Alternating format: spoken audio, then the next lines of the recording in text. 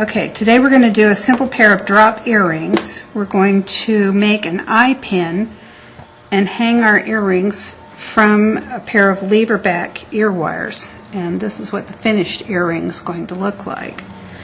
First we'll identify the parts. The first one here is a head pin. And the head pin is flat at one end and then has a head on the end of it like a sewing pin, and that actually stops the pin from going through all the way through the beads. Then we also have the lever back ear wire, and it's got a little connection piece here to hang our eye from when we get our head pin turned into an eye. And then we've got two small crystals, and we're using one big glass pearl about 14 millimeters for our focal bead. The tools that we're going to be using, the first one is a pair of flush cutters, and you'll notice the flush cutters have a channel here, and then on this side they're completely flat.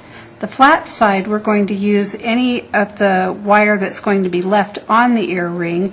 We're going to use the flat side down in order to make sure that we don't have a pointed tip or any burrs left on it that could cut and scratch whoever's wearing it.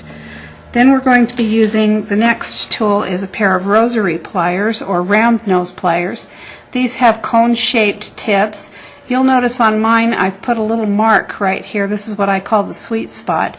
Where you put the wire on the tool determines how big the eye is going to be. And here at the tip would make a tiny eye, and down here would make a large one. I'm going to use this spot right in here where I've marked so that I have all of my eyes are consistent in all of the pairs of earrings that I make. Okay, the first thing we're going to do is load up the beads. Now I'm using a little tiny crystal here at the bottom because sometimes these bigger beads, the hole is too big and the eye or the head pin, the head goes all the way through it.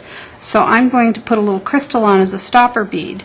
The next thing I'm going to do is add a bigger bead of crystal just for a little bling.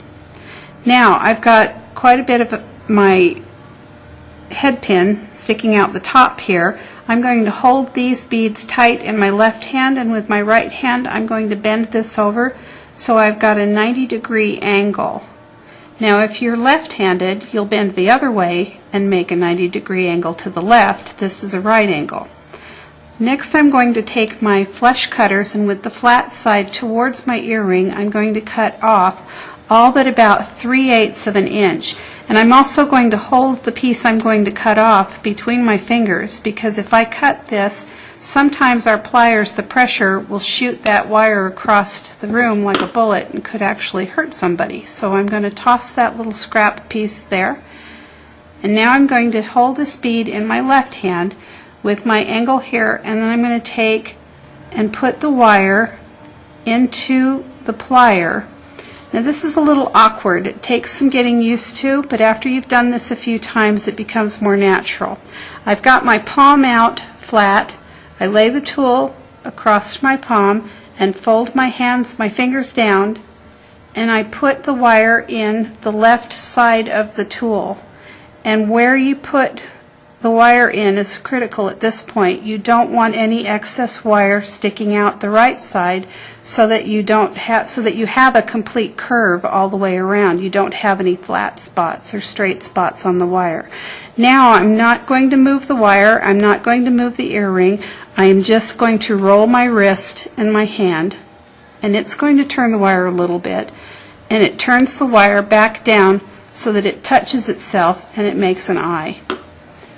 Now I'm going to open that eye up just a tiny bit more, and I'm going to hold it by the back of its neck here at the stem just above the bead, and I'm going to place this into the loop of my lever back and then use the tips of my tools to push that wire back into place and close the gap.